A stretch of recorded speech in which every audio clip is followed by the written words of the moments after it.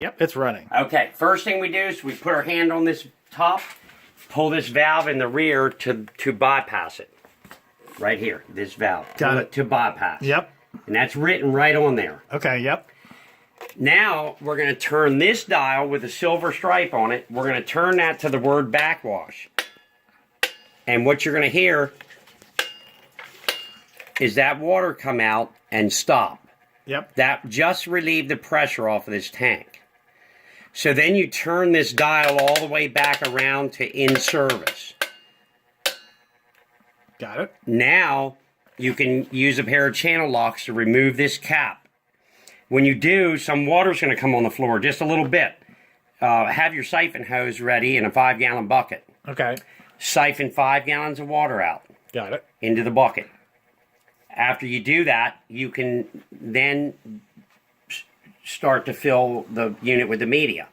Okay. And you either scoop it in there or you can pour it in out of the bag after the bag's halfway empty.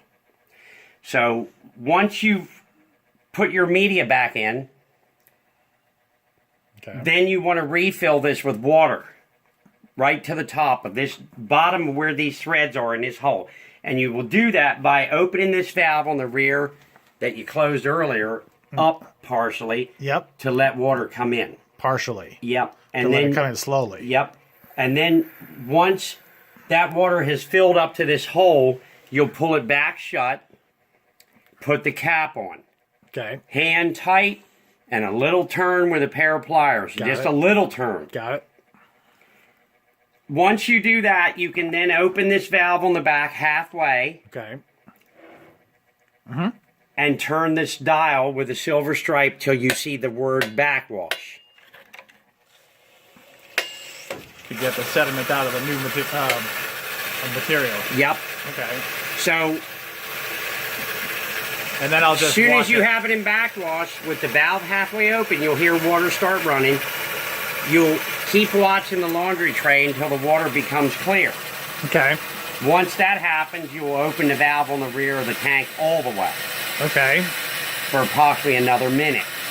Got it. Once that happens, you then turn this valve dial to rinse till you see the word rinse. And you're going to leave that run for about a minute. Okay. Rapid rinse. Okay. Leave that run for about a minute. Got it.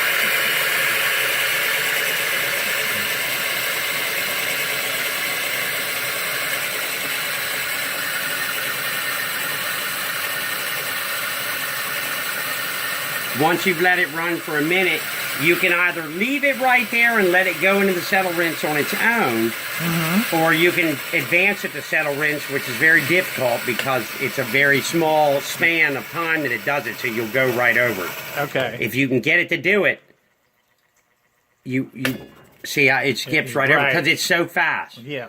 Anyhow, you can try to settle rinse it, or you can leave it go on its own like that, and it'll go on around and finish the cycle. Okay. And then you're done. Okay.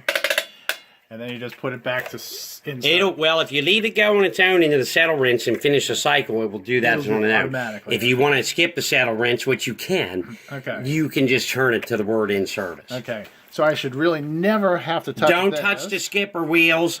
I'll touch this when I want. The instructions for daylight setting the savings. time are right on the front of that control valve right there. Perfect. Press red button, turn large gear with your finger on the teeth. Yep. Until the correct time appears in the window. Bingo. And then release this gear and make sure that gear is meshed with those two teeth are meshed. Okay. You shouldn't be able to turn that. Got it.